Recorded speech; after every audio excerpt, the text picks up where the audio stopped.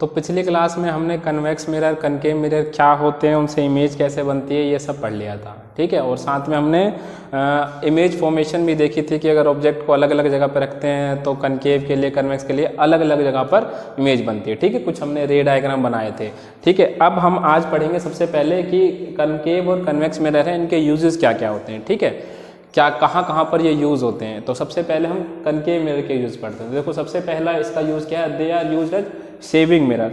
तो इनको हम शेविंग मिरर की तरह यूज़ करते हैं। शेविंग मिरर मतलब शेव करते हैं ना, जो हम दाढ़ी बनाते हैं, तो उसके लिए कनकेव मिरर का यूज़ किया जाता है। क्यों? क्योंकि इससे जब हम शेविंग के लिए जब हम मिरर को बहुत पास में रखते हैं और उससे हम अपना फेस देखते हैं तो उसमें काफ़ी बड़ी इमेज बनती है।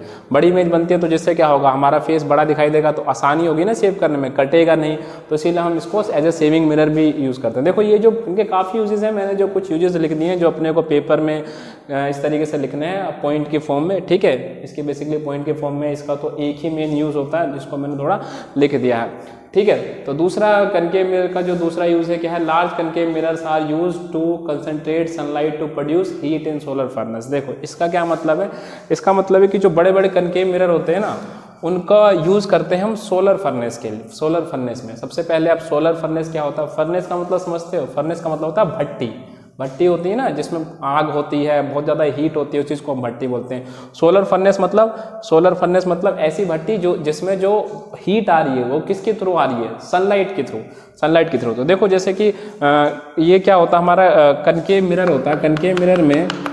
कनकेव मिरर में अगर हम देखो पैरेलल रेज डालते हैं तो एक पॉइंट पर सारी रे कंसंट्रेट नहीं हो जाती। तो अगर बहुत सारी रेज अगर आएंगी और टकराने के बाद सिर्फ एक ही जगह लाइट्स एक ही पॉइंट पर कंसंट्रेट हो जाएगी, तो उस पॉइंट पर क्या हो जाएगा, बहुत ज़्यादा हीट जनरेट हो जाएगी।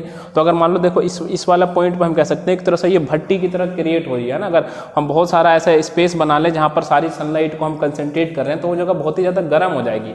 तो हम इस तरीके से कनकेव मिरर को एज ए सोलर फर्नेस में भी यूज़ कर सकते हैं, ठीक है। और तीसरा यूज़ क्या है, they are used in torches and vehicles headlight. तो इनको हम टॉर्चेज और व्हीकल हेडलाइट्स में भी यूज़ करते हैं, ठीक है। देन हम पढ़ते हैं यूजेस ऑफ कन्वेक्स मिरर। तो कन्वेक्स मिरर का यूज़ क्या होता है, देखो कन्वेक्स मिरर बेसिकली ना व्हीकल्स में जो आप देखते हो, जो कार या बाइक में जो एक मिरर लगा होता है जिससे हम पीछे का ट्रैफिक देखते हैं, ठीक है, इसको बोलते हैं रियर व्यू मिरर। यानी पीछे का व्यू देखने के लिए जो मिरर यूज़ किया जाता है उसको हम बोलते हैं रियर व्यू मिरर। तो उसमें हम कन्वेक्स मिरर का यूज़ करते हैं। क्यों? क्योंकि देखो इसका जो एरिया है, ये बहुत ज़्यादा एरिया को, इसका फील्ड ऑफ व्यू बहुत ही वाइडर होता है। यानी उसकी जगह अगर मान लो नॉर्मल प्लेन मिरर यूज़ करते हैं ना, जो हम घरों में यूज़ करते हैं अपनी शक्ल देखने के लिए, तो उतना ज़्यादा एरिया नहीं दिखा पाता। जबकि कन्वेक्स मिरर यूज़ करेंगे तो बहुत ज़्यादा एरिया कवर कर लेगा। और हम क्या चाहेंगे, हमें पीछे का ज़्यादा से ज़्यादा ट्रैफिक मतलब दिखाई दे, ठीक है। तो इसीलिए हम कौन सा मिरर यूज़ करते हैं, कन्वेक्स मिरर। तो ये कुछ कन्वेक्स मिरर और कनकेव मिरर के यूजेस थे, इनको आप एक बार नोट करिए, देन हम आगे बढ़ते हैं। तो देखो अब इस चैप्टर का सबसे इम्पोर्टेंट टॉपिक जो कि है मिरर फॉर्मूला, ठीक है, वो हम स्टार्ट करने जा रहे हैं। सबसे इम्पोर्टेंट टॉपिक क्यों कह रहा हूँ, क्योंकि देखो हम मिरर के बारे में पढ़ते आ रहे हैं तो उससे रिलेटेड एक फॉर्मूला होता है। और दूसरी बात इम्पोर्टेंट कैसे है, क्योंकि अभी हम जो फॉर्मूला पढ़ेंगे ना तो उसके ऊपर न्यूमेरिकल्स बनते हैं, ठीक है। तो न्यूमेरिकल्स करेंगे, अभी तक हमने एक भी न्यूमेरिकल नहीं करा। तो पहले हम फॉर्मूला देख लेते हैं कि फॉर्मूला क्या होता है, देन हम न्यूमेरिकल्स करेंगे, ठीक है। तो मान लो मैं एक कनकेव मिरर बना लेता हूँ यहाँ पर, ठीक है, फॉर्मूला समझाने के लिए। और ये क्या होती है भाई, प्रिंसिपल एक्सिस, ये पोल, ठीक है।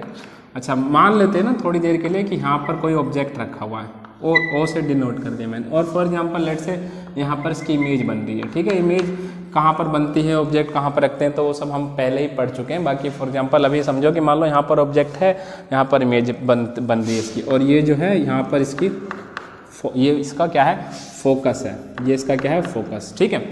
तो तुम्हें याद है फोकल लेंथ क्या होती थी, फोकल लेंथ क्या होता था, डिस्टेंस किस के बीच का, distance between focus and pole, distance between focus and pole. यानी कि ये जो पोल और फोकस के बीच का जो डिस्टेंस है इसको हम फोकल लेंथ और स्मॉल f से डिनोट करते हैं, ठीक है। अब देखो एक और भी डिस्टेंस है जो काफ़ी बार यूज़ होगा। तो देखो ऑब्जेक्ट का पोल से डिस्टेंस है, ठीक है, तो इसको हम एक नाम दे रहे हैं u, और आगे से हम इसके लिए u ही वर्ड यूज़ करेंगे। u क्या है हमारा, u याद रखना अपने को, distance of object from pole, यानी कि जो पोल का ऑब्जेक्ट से डिस्टेंस है। और साथ में एक डिस्टेंस और भी देखो यहाँ पर इमेज है, तो इमेज का अगर पोल से पोल P है तो यहाँ से जो डिस्टेंस है तो उसको हम V से डिनोट करते हैं। तो V क्या चीज़ है? Distance of image, distance of image from pole, ठीक है, distance of image from pole, ठीक है। तो ये चीज़ होती है। तो अपने को पता चल गया कि देखो U क्या होता है, V क्या होता है और F क्या होता है। अब मिरर फॉर्मूला क्या होता है? देखो मिरर फॉर्मूला, तो mirror formula is nothing but a formula which connects all these three together, यानी कि ऐसा फॉर्मूला इन तीनों को कनेक्ट करने वाला या इन तीनों के बीच में एक रिलेशनशिप देने वाला फॉर्मूला मिरर फॉर्मूला कहलाता है, ठीक है ना। तो mirror formula is a formula which gives relationship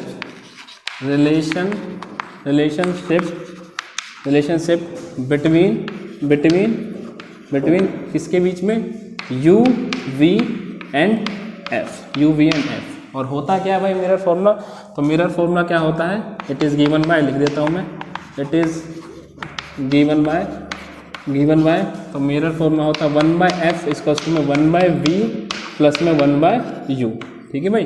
1/F equals to 1/V plus 1/U, ये जो है ये हमारा मिरर फॉर्मूला होता है। देखो 12th क्लास में जाओगे ना तो ये फॉर्मूला आया कैसे है, इसकी डेरिवेशन भी है, इसका प्रूफ भी है, ठीक है ना, ये आया कैसे है। बाकी 10th क्लास में अपने को इसका प्रूफ करने की जरूरत नहीं है, ठीक है। तो आप इसको एक बार नोट करिए, देन हम आगे बढ़ते हैं। तो नेक्स्ट जो चीज़ आती है वो है देखो हमारा लीनियर मैग्नीफिकेशन। तो लीनियर मैग्नीफिकेशन क्या है? देखो आपने देखा होगा ना कि जब हम मिरर से इमेज बना रहे थे तो कोई इमेज छोटी बन रही थी, कोई इमेज बड़ी बन रही थी, ठीक है। तो वो हमें एक ऐसी टर्म होती है जो अगर हमें दी हो ना, एक हम लीनियर मैग्नीफिकेशन डिफाइन करते हैं, अगर हमें वो पता हो तो हमें पता चल जाएगा कि इमेज कितनी बड़ी बन रही है और कितनी छोटी बन रही है, ठीक है। देखा था ना हमने मिरर में, कोई इमेज तो बहुत ही बड़ी बन रही थी, कोई छोटी, जिसको हम डिमिनिश्ड बोलते हैं, डिमिनिश्ड मतलब छोटी, ठीक है। तो हम एक लीनियर मैग्नीफिकेशन डिफाइन करते हैं, कैसे डिफाइन करते हैं? It is defined as the ratio of size of image to size of object, ठीक है। इमेज और ऑब्जेक्ट के साइज को डिवाइड करके जो चीज़ मिलती है उसको बोलते हैं लीनियर मैग्नीफिकेशन। इसको ना हम m से, स्मॉल m से डिनोट करते हैं। और मान लेते हैं, मान लो इमेज का साइज है वो हम h डैश ले रहे हैं और जो हमारा ऑब्जेक्ट है उसका साइज है h, तो इसका फॉर्मूला क्या बन जाता है? h डैश अपॉन में h। ये है लीनियर मैग्नीफिकेशन का फॉर्मूला, साइज ऑफ इमेज और साइज ऑफ ऑब्जेक्ट। अगर मान लो सपोज करो इफ m इक्वल्स टू 2 है, तो इससे क्या समझ रहे हो? m इक्वल्स टू 2 है, m की वैल्यू 2 आ रही है, m की वैल्यू 2 आ रही है, तो m की वैल्यू 2 कब आएगी? अगर m की वैल्यू 2 कब आएगी? देखो व्हेन h डैश जो होगा, यानी कि जो इमेज होगी वो क्या होगी? ऑब्जेक्ट की 2 टाइम्स होगी, तभी तो इसकी वैल्यू 2 आ सकती है ना। देखो जैसे अगर मैं इसमें पुट कर दूं, यानी कि अगर h डैश है उसको मैं 2h पुट कर दूं और ये जो है h, तो यहाँ पर देखो m की वैल्यू 2 आ गई ना। तो अच्छा, इसका मतलब कि जैसी m की वैल्यू 2 है तो इससे हमें पता चल गया कि जो इमेज बनी है ना वो दुगनी बनी है ऑब्जेक्ट की, m की वैल्यू 2। अच्छा, अगर m की वैल्यू 1 है, 1 कब आएगी? जब ये इससे कट जाएगा तो दोनों का साइज बराबर होगा, तो m इक्वल्स टू 1 है। इफ m इक्वल्स टू 1, तो इसका मतलब ये क्या इंप्लाई कर रहा है कि साइज ऑफ इमेज का जो साइज है वो किसके इक्वल है? इक्वल्स टू में साइज ऑफ ऑब्जेक्ट, इमेज और ऑब्जेक्ट का साइज इक्वल है ना। और ऐसे ही बताओ, अगर m की वैल्यू 2 है, m की वैल्यू सपोज करो 1/2 है, तो इसका ये क्या इंप्लाई कर रहा है? 1/2 कब आएगा? यानी कि जो इमेज का साइज है वो हाफ है ऑब्जेक्ट के साइज से, है ना। यानी कि size of image is half that of object, यानी कि जो ऑब्जेक्ट के साइज का हाफ है, ठीक है। तो ये लीनियर मैग्नीफिकेशन होता है। तो अगर मैं तुमसे बोलूँ कि लीनियर मैग्नीफिकेशन निकालना है तो तुम्हें क्या क्या चीज़ चाहिए? तुम कहोगे सर हमें इमेज का साइज बताओ और ऑब्जेक्ट का साइज बताओ, ठीक है। लेकिन अगर ये ना दिया हो, साइज इमेज और साइज ऑफ ऑब्जेक्ट ना दिया हो, क्या तब भी हम लीनियर मैग्नीफिकेशन निकाल सकते हैं? हाँ, निकाल सकते हैं। तो देखो हम इसके बाद क्या लिख सकते हैं, देखो ये लिखने के बाद, यानी कि लीनियर मैग्नीफिकेशन में हमें अगर u और v दिया हो तो भी निकाल सकते हैं। यानी कि it it is also given by देखो, यानी कि m इज में माइनस का v बाय u। v याद है distance of image from the pole, और u क्या था, distance of object from the pole. तो इस तरीके से भी निकाल सकते हैं, तो ये भी m का फॉर्मूला ही है, ठीक है। तो 10 हम एक तरह से हम देख सकते हैं कि हमारे पास m जो है, m का फॉर्मूला क्या आ गया, m इज में आ गया h डैश अपॉन में h और माइनस का v बाय u। तो ये लीनियर मैग्नीफिकेशन का फॉर्मूला हो गया, ठीक है भाई। तो ये लीनियर मैग्नीफिकेशन का फॉर्मूला हो गया, और लीनियर मैग्नीफिकेशन क्या होता है यह आपको समझ में आ गया होगा। तो आप इसको नोट करिए, देन हम अब न्यूमेरिकल करना स्टार्ट करते हैं इसके ऊपर। तो देखो मैंने एक क्वेश्चन यहाँ पर लिख रखा है पहले से ही। क्वेश्चन क्या है, convex mirror used for rear view on an automobile has a radius of curvature of 3 metre, ठीक है। यानी कि कोई भी ऑटोमोबाइल मतलब कोई व्हीकल है, उसमें कन्वेक्स मिरर लगा हुआ जिसका रेडियस ऑफ कर्वेचर कितना, 3 मीटर है रेडियस ऑफ कर्वेचर, ठीक है। If a bus is located 5 metre from this mirror find the position, nature and size of the image. तो अगर मान लो कोई एक बस है जो इस मिरर से 5 मीटर की दूरी पर है, तो उस बस की जो इमेज बनेगी उसकी पोजीशन मतलब वो कितनी दूरी पर बनेगी, उसका नेचर मतलब वो रियल इमेज होगी कि वर्चुअल इमेज होगी, और उसका साइज वो कितनी बड़ी बनेगी, ठीक है। तो करते हैं, चलो इसको सॉल्व करते हैं। सबसे पहले देखो रेडियस ऑफ कर्वेचर दिया हुआ है, कितना दिया हुआ है, 3 मीटर। तो रेडियस ऑफ कर्वेचर अगर 3 मीटर दिया हुआ है, रेडियस ऑफ कर्वेचर 3 मीटर दिया हुआ है। अच्छा, एक और भी चीज़ दी हुई है कि जो बस है, बस कहाँ पर है, बस कहाँ पर है हमारी 5 मीटर की दूरी पर, 5 मीटर की दूरी पर। तो देखो u जो है ना वो माइनस का 5 हो जाएगा। u मैंने तुम्हें बताया है कि नहीं बताया, तो अगर नहीं बताया तो अभी सुन लो।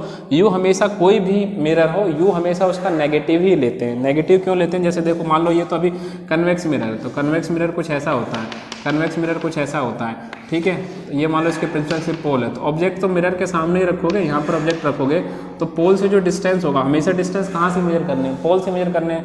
जब पोल से यहाँ तक का डिस्टेंस ऐसे मेजर करोगे तो u हमेशा क्या आएगा, नेगेटिव आएगा, u हमेशा नेगेटिव आएगा, ठीक है। और क्योंकि r कितना दिया हुआ है, 3 मीटर, तो f कितना हो जाएगा, f हो जाएगा r/2, ठीक है। क्योंकि r 2f होता है, तो f जो होता है ना फोकल लेंथ और रेडियस ऑफ कर्वेचर के हाफ होती है, तो यहाँ से ये कितना हो जाएगा 3/2 यानी कि 1.5 मीटर, ठीक है। और अब हमें क्या निकालना है, पोजीशन, नेचर एंड साइज। तो देखो यहाँ पर u अपने पास है और v अपने पास है, u है और सॉरी f है, तो v तो निकल ही जाएगा। v हम कैसे निकालेंगे, हमें फॉर्मूला पता है, वी नो दैट क्या आएगा हमारा 1/f equals to 1/v minus का 1/u, ठीक है। तो वैल्यू रख देते हैं 1/f। तो देखो जो फोकल लेंथ है ना वो मैंने पॉजिटिव ली है। फोकल लेंथ पॉजिटिव क्यों नहीं है, क्योंकि देखो ये कन्वेक्स मिरर है, तो कन्वेक्स मिरर की फोकल लेंथ कुछ इस तरफ लाई करती है, जो फोकस होता है वो कुछ इस तरफ लाई करता है। तो अगर ऑब्जेक्ट यहाँ पर है तो लाइट की डायरेक्शन में है, तो इसकी जो फोकल लेंथ होती है वो पॉजिटिव होती है, ठीक है। मैंने लिखवा भी रखा है। और कनकेव की फोकल लेंथ हमेशा नेगेटिव, तो यहाँ पर फोकल लेंथ 1/f यानी कि 1/f यानी 1/1.5, 1/v तो मेरे को निकालना है, माइनस में 1/u, u कितना है मेरा, u है मेरा 5, माइनस का तो माइनस माइनस प्लस हो जाएगा, तो 1/5, ठीक है। इसको आगे हम सॉल्व करेंगे, तो 1/v को मैं इधर ही रहने देता हूँ, ठीक है। 1/v को सॉरी यहाँ पर प्लस होता है ना फॉर्मूला में, तो यहाँ पर प्लस होता है, तो ये माइनस का आ गया, तो यहाँ पर माइनस हो गया। ये जो माइनस लगा थे ना एक्चुअली में लेंस फॉर्मूला होता है, अभी हम आगे लेंस पढ़ेंगे तो उसमें माइनस आता है। अच्छा, तो ये फॉर्मूला हो गया 1/f equals to 1/v plus 1/u। f ये क्या हमारा पॉजिटिव का हो गया, ये निकालना है, इसकी वैल्यू -5 डाल दे, तो 1/v को इस तरफ रखते हैं, इसको उधर ले जाएंगे तो कितना आ जाएगा 1/1.5 प्लस 1/5, ठीक है। इसको हम सॉल्व कर लेंगे तो कितना आएगा 1.5 इंटू में 5, और यहाँ हो जाएगा 5 प्लस में 1.5, ठीक है। तो 1/v, ठीक है। 1/v कितना आ जाएगा, देखो यहाँ पर 5 प्लस ये 5 प्लस 1.5, तो कितना हो जाएगा ये 6.5 अपॉन में ये हो जाएगा 7.5। इसको जब सोल्व कर लोगे ना आप, यहाँ पर उल्टा भी करना है इसको, तो इसको सोल्व कर लेंगे तो आ जाएगा 1.15, ठीक है, 1.15 मीटर, ठीक है। सॉल्व कर लेना, आई होप यही आंसर आ रहा होगा। तो इसको एक बार सोल्व करके देखना, तो यही आएगा मेरे हिसाब से। तो ये v आ गया 1.15, तो यानी कि पोजीशन आ गई हमारे पास, ठीक है। इसको आप एक बार नोट करिए, देन मैं आगे का बताता हूँ। तो देखो अब हमें इसका और भी क्या चीज़ निकालनी थी, है तो हमने पोजीशन निकालने की मतलब कितनी दूरी पर आएगा, ठीक है। अभी हमें इसका साइज भी निकालना था, नेचर भी निकालना था। तो पहले हम साइज के लिए क्या निकाल लेते हैं, मैग्नीफिकेशन निकाल लेते हैं ना, मैग्नीफिकेशन। तो m का फॉर्मूला क्या था, माइनस का v/u। तो देखो v मेरा कितना निकल के आया, v मेरा निकल के आया 1.15, और u कितना था, u था हमारा कितना था, ये माइनस लगा देते हैं, u था मेरा माइनस का यहाँ पर 5, तो इसको जब सॉल्व करेंगे ना तो ये आएगा 0.23 प्लस का, ठीक है। तो ये मैग्नीफिकेशन आ गया हमारा, ठीक है। अब जो आया है क्या क्या पूछा था देखो, और क्योंकि v जो है ना v हमारा पॉजिटिव आया है, तो देखो v पॉजिटिव आया है तो उससे क्या समझ में आता है, देखो जो v इस तरफ बना है यानी कि बिहाइंड द मिरर इमेज बन रही है, और बिहाइंड द मिरर इस तरफ जो इमेज बनती है हमेशा वर्चुअल बनती है, ठीक है ना। तो यानी कि the image is virtual and erect, और वर्चुअल इमेज तो हमेशा इरेक्टिव होती है, एंड स्मॉलर इन साइज, यानी कि साइज जो है उसका छोटा है ना, क्योंकि m की वैल्यू 1 से कम आ रही है, 1 होती है तो बिल्कुल बराबर, 1 से ज़्यादा आएगी m की वैल्यू तो मतलब इमेज बड़ी बन रही है, और 1 से छोटी आ रही है तो स्मॉलर। और कितनी स्मॉलर इन साइज, कितनी छोटी बन रही है, इतनी छोटी, इतने टाइम्स है ना, बाय ए फैक्टर ऑफ 0.23 है ना, इतनी छोटी बन रही है। तो इमेज इज वर्चुअल और स्मॉलर इन साइज और बिहाइंड द मिरर बन रही है, क्योंकि v की वैल्यू पॉजिटिव आई है, क्योंकि जो रियल इमेज है ना वो इस तरफ बनती है, मिरर की ऑब्जेक्ट जिस तरफ होता है उसी तरफ रियल इमेज बनती है, और वर्चुअल इमेज हमेशा बिहाइंड द मिरर ही बनती है। और दूसरी चीज़ जो है हमारी और क्या बता दें मैंने कि स्मॉलर बन रही है साइज में, ठीक है। तो इसको आप नोट करिए, देन हम आगे बढ़ते हैं। तो एक और क्वेश्चन देखते हैं हम इसके ऊपर, ठीक है, मिरर के ऊपर एक और क्वेश्चन देखते हैं। देखो क्वेश्चन में ऑलरेडी लिखा हुआ है एन ऑब्जेक्ट 4 सेंटीमीटर, ये 400 नहीं है, 4 के बाद पॉइंट है, 4 centimetre in size is place 25 centimetre in front of A concave mirror. तो सबसे पहले देखो जो भी डाटा गिवन हो, देखो न्यूमेरिकल करने का तरीका क्या होता है, जो जो अपने को गिवन है वो लिख लो, ठीक है। तो एन ऑब्जेक्ट का साइज दे रखा है, तो ऑब्जेक्ट के साइज को हम किससे डिनोट करते थे, एच से डिनोट करते थे, तो कितना दे रखा है 4 सेंटीमीटर, 4 सेंटीमीटर, तो एच की वैल्यू कितनी हो गई 4, ठीक है। Is place 25 centimetre in front of A concave mirror, यानी ऑब्जेक्ट का डिस्टेंस दे रखा मिरर से, तो यानी कि ये क्या दे रखा है, यू क्या होता था, ऑब्जेक्ट का डिस्टेंस ही तो था, इसको प्लस में लेंगे या माइनस में, इसलिए क्वेश्चन बताया था ना यू इज ऑलवेज नेगेटिव, तो माइनस का ये आ गया 25 सेंटीमीटर, ठीक है। और ऑब्जेक्ट का जो एच होता है वो तो हमेशा पॉजिटिव ही होता है, क्योंकि कोई भी मिरर है, चाहे जैसे कनकेव मिरर है, तो जनरली हम ऑब्जेक्ट को तो सीधा ही रखेंगे ना, और इमेज उल्टी या सीधी कैसे बन सकती है, तो एच को भी हमेशा हम पॉजिटिव लेते हैं, तो यू की वैल्यू हो गई -25 centimetre. Concave mirror of focal length, concave mirror की फोकल लेंथ दे रखी है एफ, तो बताओ ये पॉजिटिव लूँ कि नेगेटिव लूँ, ठीक है, पॉजिटिव लूँ कि नेगेटिव लूँ फोकल लेंथ, तो कनकेव मिरर है ना, तो कनकेव मिरर की फोकल लेंथ तो इस तरफ लाई करेगी, तो ये क्या आएगी नेगेटिव, ठीक है। तो कनकेव मिरर की फोकल लेंथ नेगेटिव, तो ये कितना हो गया -15 सेंटीमीटर। और देखो at what distance from the mirror should a screen be placed in order to obtain a sharp image, यानी कि मिरर से कितनी दूरी पर एक स्क्रीन रखनी चाहिए ताकि हमें शार्प इमेज दिखाई दे। तो हमें बेसिकली देखो बोलने का तरीका दूसरा बोल रखा है, बोलने का तरीका अलग है कि हमें कितनी दूरी पर एक स्क्रीन रखनी चाहिए ताकि शार्प इमेज ऑब्टेन हो, तो हमें कितनी दूरी पर स्क्रीन रखनी चाहिए, हमें उतनी ही दूरी पर स्क्रीन रखनी चाहिए जहाँ पर इमेज बने, जहाँ पर इमेज बन रही होगी वहीं पर स्क्रीन रख देंगे। तो बेसिकली हमें इसमें यही निकालना है कि इमेज कहाँ पर बन रही है, ठीक है, यानी कि मेरे को यहाँ पर क्या निकालना है, वी निकालना है, ठीक है। तो देखो फॉर्मूला हम जानते हैं ये 1/f = 1/v प्लस में 1/u, जो जो अपने को दे रखा है वो वैल्यू पुट करते हैं, जो निकालना है वो निकाल लेते हैं हम। तो 1/f, तो f कितना दे रखा है 15, तो ये माइनस का 1/15, 1/v मेरे को निकालना है, u कितना नेगेटिव का, तो माइनस का 1/ कितना हो गया ये हमारा u की वैल्यू 25, तो v निकालना है, ये इधर चला जाएगा, ये यहाँ से देख लेते हैं, तो ये v को इधर छोड़ देता हूँ, तो 1/v, ठीक है, इसको इधर ले जाता हूँ, तो 1/25, ये माइनस का 1/15, ठीक है। इसका एलसीएम लेंगे तो कितना आ जाएगा, एलसीएम इसका कितना आ जाएगा 75 आ जाएगा, 75 आई गेस, तो ये हो जाएगा 3, यहाँ पर कितना आ जाएगा 5, ठीक है, यहाँ पर 5 आ जाएगा कुछ, तो ये हो जाएगा माइनस का 2/75, और इसका रेसिप्रोकल भी तो करेंगे तो v करेंगे तो 75/2 माइनस का, तो कितना होता है माइनस का 37.5 सेंटीमीटर, ठीक है। तो ये v आ गया, मतलब इतनी दूरी पर अपने को स्क्रीन रखनी चाहिए, ठीक है। अच्छा, ये तो हमने इस पार्ट का आंसर कर दिया। Find the nature and the size of the image, तो देखो नेचर का मतलब क्या है, इमेज इज रियल। देखो इमेज रियल मतलब v की वैल्यू नेगेटिव आ जाए, मतलब v की वैल्यू नेगेटिव मतलब इसी तरफ बनिए ना, on the same side of the object. देखो v पॉजिटिव किस तरफ होगा, इस तरफ, v नेगेटिव किस तरफ होगा, इस तरफ। तो इस तरफ है तो इस तरफ है तो क्या होगी, रियल इमेज बनेगी। ठीक है, रियल इमेज बनेगी। नेचर तो हमने बता दिया, साइज भी बताना है। तो देखो साइज के लिए अपने को तो m निकालना पड़ेगा ना, मैग्नीफिकेशन। तो मैग्नीफिकेशन कैसे निकालेंगे, मैग्नीफिकेशन का फॉर्मूला होता है h डैश अपॉन में h, और क्या होता है माइनस का v बाय u।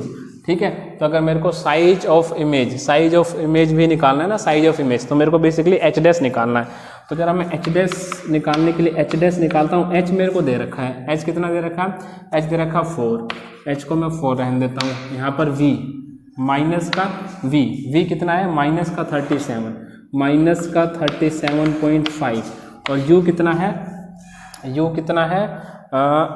u मेरा कहाँ गया, u है माइनस का 25। ठीक है, और फिर ये एच डैश निकालेंगे। तो देखो ये जो है एच डैश निकालेंगे तो ये 4 मल्टीप्लाई में चला जाएगा, एच डैश तो ये हो जाएगा 4 जो है मल्टीप्लाई में चला जाएगा। तो और ये माइनस माइनस प्लस हो गया, तो 37.5 इंटू में 4 अपॉन में 25। ठीक है, 25, तो 37 इसको 75 टू ज़ा तो 150, और यहाँ पर ये माइनस का है तो 150, तो ये हो जाएगा 6 आ जाएगा, माइनस का 6। ठीक है, माइनस का 6 सेंटीमीटर। तो देखो माइनस का आया, एच डैश माइनस का आया, मतलब इमेज कहीं पर उल्टी बन रही होगी। और देखो वैसे भी हमें पता है कि रियल इमेज तो उल्टी ही बनती है, और बड़ी बन रही है कि छोटी बन रही है, बड़ी बन रही है। कितनी बड़ी बन रही है, 6 गुना बड़ी बन रही है, क्योंकि एच डैश की वैल्यू 6 आई है ना, तो 6 गुना ऑब्जेक्ट से 6 गुना बड़ी बन रही है। और कैसी बन रही है, उल्टी बन रही है, इन्वर्टेड बन रही है, because real image is always inverted. ठीक है, तो ये था। और भी काफ़ी क्वेश्चन हैं, आप अपने आप ट्राई कर सकते हैं, और भी क्वेश्चन करेंगे हम आगे। फिलहाल थ्योरेटिकली देखा जाए तो हम यहाँ पर हमने रिफ्लेक्शन चैप्टर कंप्लीट कर लिया है, मिरर्स के बारे में, और मिरर फॉर्मूला है, और बेसिकली हमने रिफ्लेक्शन चैप्टिकल जो थ्योरी है 10th क्लास के लेवल की, वो हमने ख़त्म कर लिया है। अब अगली क्लास में क्या करेंगे हम, अगली क्लास में हम रिफ्रैक्शन स्टार्ट करेंगे, जिसके अंदर हम लेंसेज के बारे में पढ़ेंगे, और भी काफ़ी सारी चीज़ें पढ़ेंगे। तो आप इसको नोट कर लो, फिर हम अगले वीडियो में मिलते हैं, रिफ्रैक्शन स्टार्ट करेंगे।